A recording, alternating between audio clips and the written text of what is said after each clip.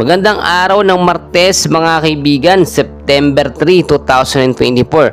Update lamang po tayo sa lagay ng ating panahon. But before that, please huwag kalimutan mag-like and subscribe at pahit po ng notification bell. Maraming salamat po.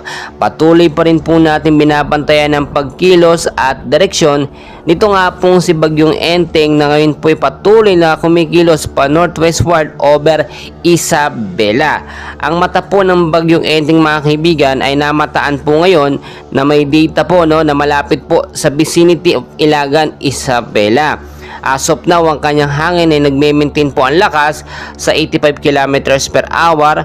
Malapit pa rin po sa sentro na may bugso pong pumapalo sa 140 km per hour.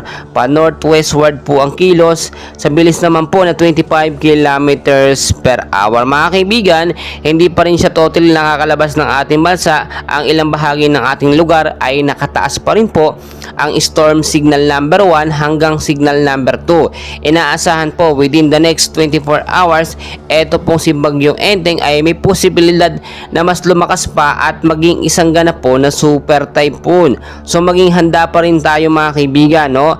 Ang ilang mga eskwelahan ngayon sa ating bansa, yung iba walang pasok. Yung iba po, may pasok na po dahil wala na pong banta ng storm signal number 1 sa kanilang mga lugar. Pero may mga lugar pa rin tayo na apektado po ng signal number 2. Narito po mga kaibigan, ito po yung bandang Luzon pa rin, no?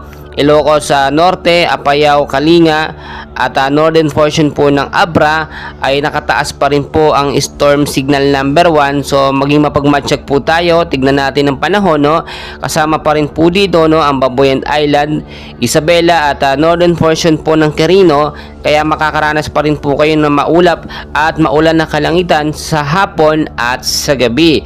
Umiwas tayo sa mababang lugar dahil posible magkaroon ng pagbabaha sa mababang lugar at landslide naman po sa mga landslide prone area. Mga kaibigan, kahit medyo may kataasan yung inyong mga lugar, kung malapit naman kayo sa mga ilog, no, ay posible o asahan natin na magkakaroon ng mga pagbabaha, no, kapag ganyan pong malapit sa katubigan.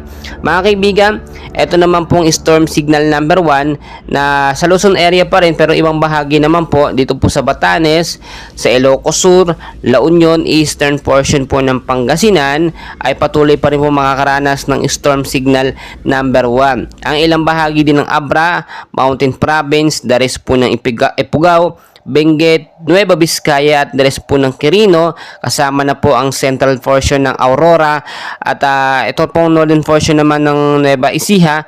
Kasama na rin po dyan ang ilang bahagi ng Metro Manila at Bulacan ay patuloy pa rin po makakaranas ng malawakang pag-ulan, no? Ang ilang bahagi dyan mga kaibigan, mababang lugar, so binabantaan tayo at pinaghahanda tayo sa posibleng pagbabaha pa rin, no, sa mababang lugar at landslide po sa mga landslide prone area.